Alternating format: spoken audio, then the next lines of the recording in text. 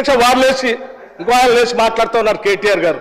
ఏమండి 30% తీసుకున్నారు, కమిషన్ తీసుకున్నారు అన్నమాట. ఎవరండి 40,000 కోట్ల రూపాయలు ఇక్కడ పనులు చేపించి బిల్లులు లేకుండా రాష్ట్రం మీద 1,00,000 కోట్ల పైబడి అప్పులు చేసి మీరు పోతే వాళ్ళందరూ బిల్లులు రాక నానా బాధపడుతూ రాష్ట్రం కోసం అటు తిరిగి ఇటు తిరిగి సెకండరీ చుట్టూ తిరిగి నానా బాధపడుతున్నారు. మీ పాపం వల్ల ఈరోజు రాష్ట్రంలో 1,00,000 కోట్ల పనులు చేసినటువంటి వాళ్ళ బిల్లు లేక ఏడుస్తున్నారు. కేటీఆర్ ఒళ్ళు దగ్గర పెట్టుకొని మాట్లాడు, మేము ఓ బాధ్యతతో రాజకీయాల్లోకి వచ్చాం, మీలా అడ్డగోలుగా దోచుకోవడానికి రాలేదు, మీ పాపాల వల్లే బిల్లులన్నీ పెండింగ్, బట్టి 30% కమిషన్లు తీసుకున్నారంటూ కేటీఆర్ చేసిన వ్యాఖ్యలపై అట్టుటికిన సభ బట్టి వ్యాఖ్యలపై బీఆర్ఎస్ నిరసన వాకౌట్ కూడా చేయడం జరిగింది. అంటే కేటీఆర్ అసెంబ్లీలో అన్నాడు, ఓకే కాదనట్లేం, కానీ బయట కూడా మీ పార్టీకి సంబంధించినటువంటి ఎమ్మెల్యే అనిరుద్ రెడ్డి గతంలో చేసినటువంటి వ్యాఖ్యలు కావచ్చు, మొన్న బట్టి విక్రమార్క చాంబార్ ముందు కాంట్రాక్టర్లు చేసినటువంటి ధర్నా కావచ్చు, కాంట్రాక్టర్లే పదే చెప్పిన వాళ్ళు 30%, 20%, 30% కమిషన్లు ఇస్తేనే పార్టీలు ఇక్కడ కాంగ్రెస్ పార్టీలో పని అవుతా ఉంది, పెండింగ్ బిల్లులన్నీ కూడా క్లియర్ అవుతున్నాయి అనేది. సో ఇది ఎంతవరకు వాస్తవం అనేది తెలియదు, కానీ గతంలో ఉన్నటువంటి ప్రభుత్వం అదే. ఇప్పుడు కేటీఆర్ మాట్లాడేందుకు ఎట్లాంటి అర్హత కూడా లేదు, ఎందుకంటే వాళ్ళ నాయన ఒక పక్కన, వాళ్ళ చెల్లె ఇంకొక పక్కన, వాళ్ళ బావ ఇంకొక పక్కన, ఈయన 2 పక్కన దోచుకున్నాడు. ఇప్పుడు కాంట్రాక్ట్ కమిషన్లు 30% వీళ్ళు తీసుకుంటున్నారు కావచ్చని అప్పుడైతే 50% కూడా తీసుకున్నటువంటి సందర్భాలు ఉన్నాయి. వాళ్ళు చేసినటువంటి ప్రతి ఒక్క సంబంధించినటువంటి ప్రాజెక్టులో అన్ని కమిషన్లు తీసుకున్నారు. గత ప్రభుత్వంలో కూడా అప్పుడు మిషన్ భగీరథ సంబంధించినటువంటి దాంట్లో పెద్ద ఎత్తున కూడా కమిషన్లకు పాల్పడ్డారు. మరో పక్కన మిషన్ కాకతీయ అన్నటువంటి ఒక పథకాన్ని తీసుకొచ్చి హరీష్ రావు పెద్ద ఎత్తున కూడా దోపిడీకి పాల్పడ్డాడు, కమిషన్ తీసుకొని అనేది చాలా ఆరోపణలు ఉన్నాయి. దాంట్లో మరి నిన్న అసెంబ్లీలో చేసినటువంటి ఆ వ్యాఖ్యలు నిన్న మరి దానిపైన అట్టుడికిపోయింది సభ అంతా కూడా. నిన్న పెద్ద ఎత్తున కూడా దీనిపైన ఒక గందరగోళమైనటువంటి వాతావరణం కనబడ్డది. నిన్న ఆయన చేసినటువంటి కేటీఆర్ చేసినటువంటి ఆ వ్యాఖ్యలని అలాగే ఉపసంహరించుకోవాలని ఆయనే, మరో పక్కన ఒళ్ళు దగ్గర పెట్టుకోవాలని చెప్పేసి ఆయనే ఉప ముఖ్యమంత్రి బట్టి విక్రమార్క చేసినటువంటి వ్యాఖ్యల పట్ల నిన్న ఇదే పెద్దగా ఘర్షణ వాతావరణానికి దారితీసింది. ఇక ఒళ్ళు దగ్గర పెట్టుకొని మాట్లాడు, మీ హయాంలో 1,00,000 కోట్ల పనులు చేపించి బిల్లులు చెల్లించకుండా పోయారు, బీఆర్ఎస్ పాపం వల్లే బిల్లులన్నీ పెండింగ్లో పడ్డాయి, బిల్లుల మంజూరు 30% కమిషన్లు తీసుకుంటున్నారన్న ఆరోపణలను దమ్ముంటే నిరూపించు, లేకుంటే ఈ సభకు క్షమాపణ చెప్పు, గుడ్డిగా ఆరోపణలు చేస్తే ఊరుకోం, బాధ్యతతో రాజకీయాల్లోకి వచ్చాం, మీలాగా అడ్డగోలుగా దోచుకోవడానికి రాలేదు, అడ్డగోలు పనులు చేసి సర్వనాశనం చేసి 8 లక్షల కోట్ల అప్పులతో రాష్ట్రాన్ని అప్పగించారని డిప్యూటీ సీఎం బట్టి విక్రమార్క మండిపడ్డారు. శాసనసభలో బుధవారం బడ్జెట్ పద్దులపై చర్చ సందర్భంగా కేటీఆర్ చేసిన వ్యాఖ్యలు తీవ్ర దుమారం రేపాయి. మంత్రులకు సంయమనం ఉండాలి, ఉద్రేకానికి గురైతే ఎలా, మేము కూడా రెచ్చగొట్టగలం, 30% కమిషన్ తీసుకుంటున్నారు అని వాళ్ళ ఎమ్మెల్యేలే అంటున్నారు, 20% కమిషన్ తీసుకున్నారంటూ సచివాలయంలో కాంట్రాక్టర్ల ధర్నాలు అవుతున్నాయి అని కేటీఆర్ వ్యాఖ్యానించారు. దీనిపై డిప్యూటీ సీఎం బట్టి తీవ్ర ఆగ్రహం వ్యక్తం చేశారు. ఇతర మంత్రులు తీవ్రంగా ఖండించారు. మాట్లాడే ముందు బాధ్యత నిబద్ధత ఉండాలని హితవు పలికారు. ఏది పడితే అది మాట్లాడితే చెల్లుతుంది అనుకుంటున్నారా, ఒళ్ళు దగ్గర పెట్టుకొని మాట్లాడాలని ఘాటుగా హెచ్చరించారు. ఈ క్రమంలో అధికార పార్టీ సభ్యులందరూ సీట్ల నుంచి నిల్చొని కేటీఆర్ క్షమాపణ చెప్పాలని నినాదాలు చేశారు. దీంతో కేటీఆర్ వ్యాఖ్యలను రికార్డు నుంచి తొలగిస్తామని ప్యానెల్ స్పీకర్ రేవూరు ప్రకాష్ రెడ్డి ప్రకటించారు.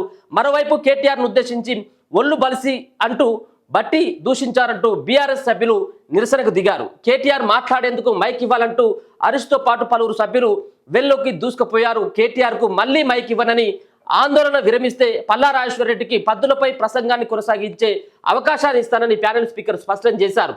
అనంతరం పల్లా మాట్లాడుతూ కేటీఆర్ను సమర్థించడానికి ప్రయత్నించగా మైక్ కట్ అయింది. ఆయన స్థానంలో బీజేపీ సభ్యుడు పాల్వాయి హరీష్కు స్పీకర్ అవకాశం ఇవ్వడంతో బీఆర్ఎస్ సభ్యులందరూ వాకౌట్ చేసి వెళ్లిపోయారు. కాగా దళితుడైన బట్టి విక్రమార్కకు ప్రతిపక్ష నేత హోదా దక్కవద్దనే గతంలో కాంగ్రెస్ ఎమ్మెల్యేలను బీఆర్ఎస్లో విలీనం చేసుకున్నారని, మళ్లీ ఉప ముఖ్యమంత్రిగా ఆర్థిక శాఖ మంత్రిగా దళితుడు ఉండడాన్ని జీర్ణించుకోలేక నిరాధార వ్యాఖ్యలు చేస్తున్నామని మంత్రి పొన్నం ప్రభాకర్ ఆక్షేపించారు. సభ నుంచి వాకౌట్ చేసిన బీఆర్ఎస్ సభ్యులు అసెంబ్లీ మెట్ల వద్ద నిరసనకు దిగారు. ఘర్షణకు కారణం బీఆర్ఎస్ వాళ్లే ఆది శ్రీనివాస్ చెప్తా ఉన్నాడు. డిప్యూటీ సీఎం బట్టి విక్రమార్కపై బీఆర్ఎస్ నేతలు ఇష్టానుసారంగా మాట్లాడితే సహించేది లేదని ఎమ్మెల్యే ఆది శ్రీనివాస్ పేర్కొన్నారు. 10 ఏళ్లలో కమిషన్ కే కాళేశ్వరం, కాకతీయ కరెంటు కొనుగోళ్లను అమలు చేసిన వారికి ప్రతి అంశము కమిషన్ల మాదిరి కనబడుతుందని అన్నారు. బీఆర్ఎస్ హయాంలో గొర్రెలు గేదెలు చేపల పంపిణీలోనూ కమిషన్ల పర్వం నడిచిందని ఆరోపించారు. ఒక ఐడియా జీవితాన్ని మార్చేసిందన్న చందంగా బీఆర్ఎస్ నేతలు ఇచ్చిన లిక్కర్ ఐడియాతో ఢిల్లీ ప్రభుత్వమే మారిపోయిందని ఎద్దేవా చేశారు. సభలో ఘర్షణలకు కారణం బీఆర్ఎస్ వారేనని ధ్వజమెత్తారు. దీనిపై కేటీఆర్ తీవ్రంగా స్పందించారు. ఓటుకు నోటు కేసులో దొంగ సీఎం రేవంత్ రెడ్డి. గతంలో పీసీసీ అధ్యక్ష పదవిని రేవంత్ రెడ్డి 50 కోట్లకు కొనుక్కున్నాడని కోమటిరెడ్డి వెంకటరెడ్డి అన్నారు. వంటి విషయాలను తాము చెప్పొచ్చని, కానీ తాను అలా మాట్లాడడం లేదని అన్నారు. అయితే కేటీఆర్ వ్యాఖ్యలను రికార్డుల నుంచి తొలగిస్తామని చెప్పిన స్పీకర్ ఆది శ్రీనివాస్ మాట్లాడిన వ్యాఖ్యల్లో ఏవైనా ఇబ్బందికర అంశాలు ఉంటే వాటిని కూడా తొలగిస్తామని చెప్పిండు. నిన్న ఈ కమిషన్లకు సంబంధించినటువంటి అంటే మీరు దొంగ అంటే మీకు దొంగ, ఇద్దరు దొంగలే. అప్పుడు వాళ్ళు దోచుకున్నారు, ఇప్పుడు వీళ్ళు దోచుకున్నారు, తేడా ఏమి లేదు. అప్పుడు గతంలో వాళ్ళకు కూడా కమిషన్ ఇస్తేనే పని అయిపోయేది, వీళ్ళకు కూడా కమిషన్ ఇస్తేనే పని అయ్యేది. దానికి ఉదాహరణే దళిత బంధు స్కీమ్ అనుకోరాదండి. దళిత బంధు స్కీమ్లో ఎన్ని కమిషన్లు తీసుకున్నారు అక్కడ స్థానికంగా ఉన్నటువంటి ఎమ్మెల్యేలు.